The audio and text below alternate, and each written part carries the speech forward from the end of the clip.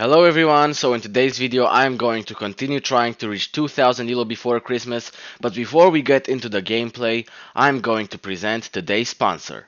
So House of Staunton has one of the best chess products in the entire world. They are the most prestigious brands if you want to buy chess sets, chess clocks, or even electronic boards, and even books. So I have partnered with them and they have offered me a code for you to buy at a discount. And right now it's Black Friday, so they're going to have a Black Friday sale until December 1st.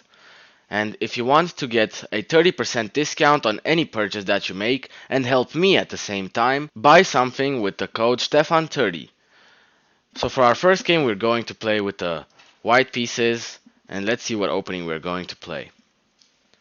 It seems like our opponent is a little bit AFK right now, but let's see what happens.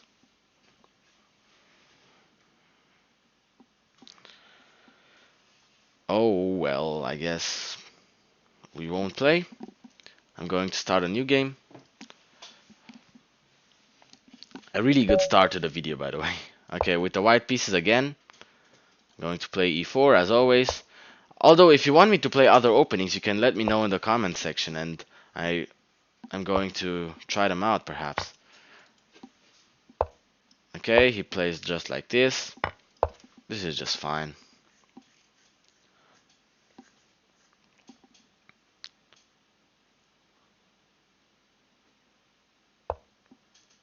I'm just going to castle here. Kick him out. And now I'm just going to develop normally. And from here on play just a normal game. I'm going to play the move h3. I don't want to get pinned by him at all. And now I'm going to attack this pawn.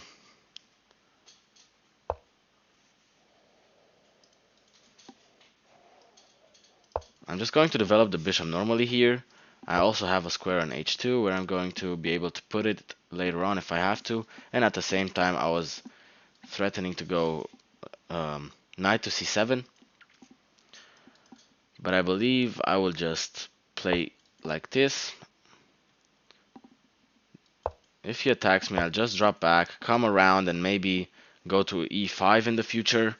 This is a pretty interesting reroute that I just found, and going to e5 really looks like a good move. Also, this square is really strong if you consider the fact that it also controls this. He cannot ever trade the bishop, and I'll just drop my bishop back, free up my rook, get some defense for the king. And this is a little bit more defensive play, but it's fine. I'm going to play knight to e5 next, and maybe start an attack on the king side pretty quickly. Maybe this knight is even better because... No, actually it doesn't make a difference because I wanted to say that I can infiltrate with the queen, but his knight is really strong. That doesn't really make any difference here in this specific scenario. But now using which knight is the question.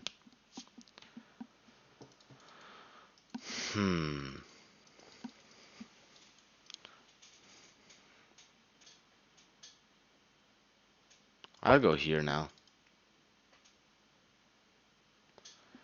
e4 looks like a really strong square as well. Maybe trade off, double afterwards, and start an attack that way. He's trying to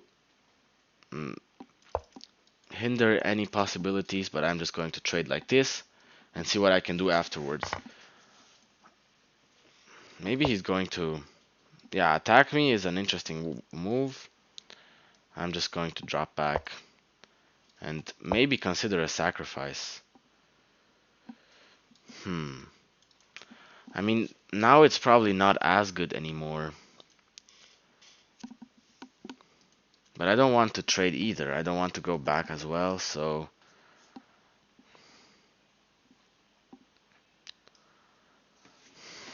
I just thought I had a tactic like this and then win the bishop, but his bishop can take, which is a little bit annoying, but I'm just going to trade like this and then go here.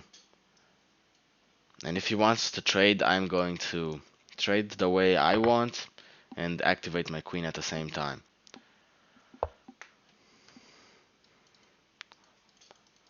This is a little bit annoying.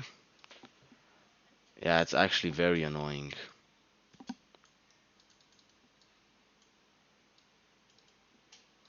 But he doesn't have a good square to go to, so I'll attack him. He cannot take. Right?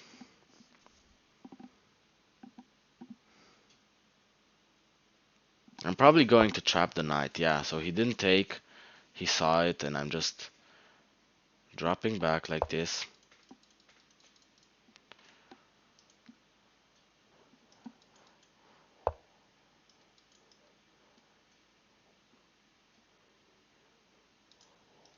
I'm going to play rook to e1 now. Maybe he's going to start an attack. Yeah, that's probably what he's looking for. But I'm looking for an attack as well, so whoever manages to checkmate the other wins, I guess. This looks like an interesting reroute. I'm sorry, my phone. I'm getting messages from you guys. You can message me on Instagram anytime if you have any questions, by the way. And yeah, check out houseofstaunton.com. That's a really interesting thing that I got going on right now. Oh, he's trying to bait out. Okay, that's an interesting way to bait me. I'm just going to play like this. My bishop is just very defensive at this moment, while his bishop is really strong, so that's a little bit annoying. But maybe I get to do something with it. I'm not sure. Rook to... Okay. Wow, that's a really good move. And I don't even have the counterplay. Wow. So I'm losing that pawn inevitably. Or maybe I'm not. Maybe I'm not. I'm attacking the knight as well. So he cannot take the pawn because I'm attacking the knight with the rook. So he probably has to defend, but I don't think defending is even that good. Because I can... No, I can't. But defending looks bad because it's pinned, yeah. I don't think defending would have been a good move for him. And now attacking him just makes sense at this point. I'm just going to attack him like this.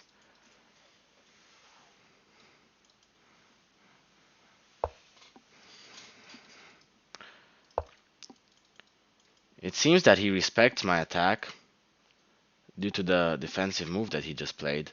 He could have continued to play aggressively, but it chose not to. But we are running low on time, which is really annoying. Every single time I'm doing a video, I keep talking on and on and commenting every single move, but obviously that is to your best as well, so it's not necessarily a bad thing. I'm going to push, because if we push again and he takes, we got a really clean fork. Okay, so push is a good move from him, and I have to go here and probably trade, depending on whatever he does, but trading looks really good for him. But now I get to free up the bishop, and maybe we can get a W out of this position, even though it's equal. I hope we don't lose on time or something like that. That would be really disappointing. But I'm going to play King H2, Bishop E5, Bishop E2, or King H2 next. Okay, that is a little bit annoying actually. I'm probably just going to take like this and now try to win that pawn. I'm going to push. Push looks like a good move for him. Now I'm going to attack to set pressure on that pawn next. It's not attacked. I'm just going to take, drop back, trade like this, and now we are up a pawn, and maybe we can get a win, as I said before. If we can infiltrate with a rook, that would be perfect. We still infiltrate with the rook, and now we're setting a lot of pressure over here. We're going to bring our king next. I'm going to put my king here actually, It seems like a bad move, but it's probably not.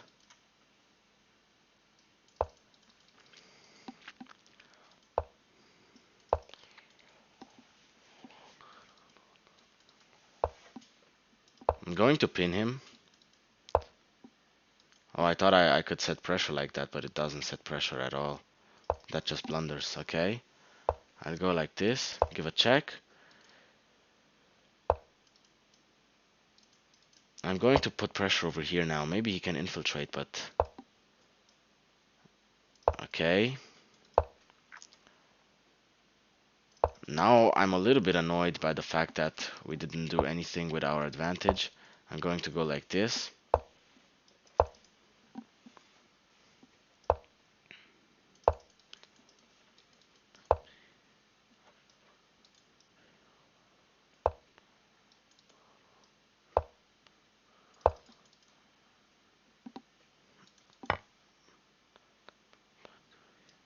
I'm taking this. Surely I am. But he blundered. Okay, he blundered his rook low on time. Obviously, he would have seen that um, if he had enough time. But now we are probably just completely winning. Going to go like this.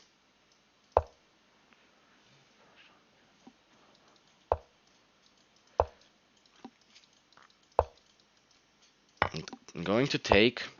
I have to be careful not to blunder anything. But it seems like we are really good on the time as well. Luckily, I'm playing with increment. Otherwise, I would have lost a long time ago.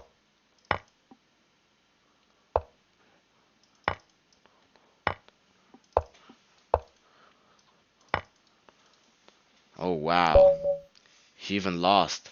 Okay, so I'm going to analyze real quick. This was a very good win that we just got, and I probably didn't talk as much during the game, so I'm going to analyze and give you an in-depth review on why I played the way I played. The Petrov's defense, you should know this. There is a trap. If they take like this, you're going to put your queen here. Their best move is to go like this, but if they drop back, you actually give a check, and whatever they block with, you're going to take, and you win the queen. If they block with the bishop, you win the queen like this. This is the quick trap. I have it in my reels if you follow me on social media as well. So I just drop back. D4 is the main line. I didn't know to play D4. I played D3 now. The engine suggests it's here as well, but it's fine in the opening. We are completely fine out of the opening. H3, I didn't want him to pin me like this. And now he could have developed, but he pushed. Pushed was a really good move as well. Going here is apparently really good, but it seemed counterintuitive for me because after something like this, my center is not really that good, while his center is really great, and I give him an advanced pawn that maybe he can promote later on. But it also is a good move. I played like this. Pushing was a great move from him. Good job. And now I just developed a bishop. Going here was unnecessary because going here was a possibility. I would have dropped like this. He could have attacked me. And after I go here, apparently this is a line. What? Wow. Whoa. Okay. And then you drop probably all the way or like this. Yeah, it doesn't really matter. That's interesting. Okay, that's an interesting pattern to know, guys. See? There you go.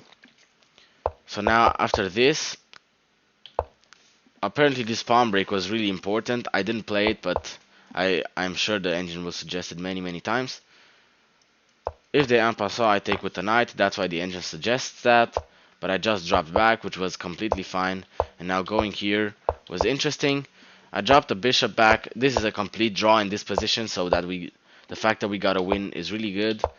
Playing h4 here is really good, kicking out the bishop, and you're going to see why that is a little bit good later on. You're going to see. Taking like this was the correct way to take. Otherwise, blocking with the knight was interesting. Bishop takes here. Rook takes, queen takes, queen takes. That is a possibility as well. But now, taking is apparently good. I decided to trade like this to activate my queen. But you see, guys, this is where it got really annoying. He couldn't have taken, as I said, attacking him and playing like this. I mentioned this, but I didn't say that bishop to a4 is really good. But I said that I'm going to probably trap him.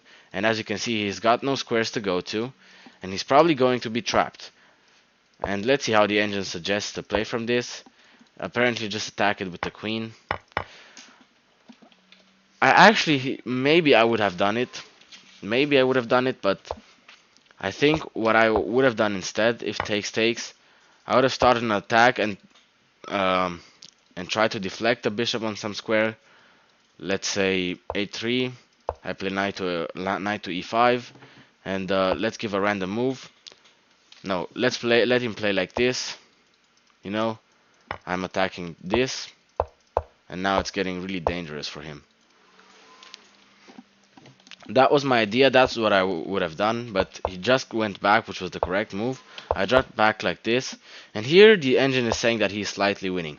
But bringing the rook was surprisingly the correct move, and after he brought the queen, playing knight here was correct. I thought pushing, he goes back, and this square is really annoying for him. But takes, and what do I do? Nothing? If he goes in here, I just don't care. Apparently that is okay, that is fine. But I thought the knight would be really annoying there, and that was a really interesting idea. A positional idea, if you so want. Going there, I attack him like this, and now I attack and play knight to g4. As you can see, the idea of knight to g4 was to attack on the king. If you went here, I had a really interesting pin with the attack at the same time. That's why I played it. And here, pushing was really interesting. Let me show you real quick. If he takes, I have a really clean fork and I win the game. So now he pushed himself, and I decided to go knight here. Takes, and then I traded off. Apparently dropping back is a bit better, but it doesn't really make any difference with this engine. And wow, okay, that was bad. Oh, and I got forked. Wow. Okay, here I had 10 seconds on the clock. It was a terrible time scramble, but I'm lucky that didn't happen. Yeah, I think I showed this move and that it's really strong for him. Apparently, infiltrating right now is way more powerful, but he didn't he didn't play king to f8, so I did infiltrate. And playing here, even though it's the third line, apparently is bad. But who on planet Earth is playing the move bishop back to g4? I went like this. Wow, king h2, really clean move. Wow, this was really interesting as well. Wait, let me remember the reason I played this. So the idea that I went for here. Oh yeah, it was this one. It was this one. The fact that if he blocks like this, the fact that he cannot bring the knight here or here because I trade off. I mean, here wouldn't have worked anyways because of this, but didn't want him to go knight here. Let's say a random move. If he gets the knight here and then here, he's getting really active, and that's a little bit annoying. But at the same time, I gave a check and then I took. He's giving a check correct. Okay, given in between check was correct. And apparently push here. Oh wait, this didn't even happen. Wait. Okay, so this happened in the game. I just thought, because I think I had this idea in mind, but I played it later on, didn't I? No, I didn't. I wanted to play bishop here. Okay, that was the idea. Okay, I was wrong. It was an engine suggestion. That didn't happen in the game. So this actually happened in the game. Apparently closing off the file is not good. And going here is still really interesting. But now I pin him. And then, wow, king h3 was a random move that I did. I was getting really low on time here. I had 3 seconds on the clock when I made my move, so I wanted to go there. Wow, I didn't take a free pawn. What am I doing? Why did I give a check? Okay. Giving a check was bad. Obviously a time scramble doesn't really count, but I gave a check. Taking, he blundered his rook. And then I made sure to not blunder anything. Oh, I had mate in 1. I missed that completely. Okay. I took everything, traded, and then he resigned because now he has to give up the knight. And it's just an easy win.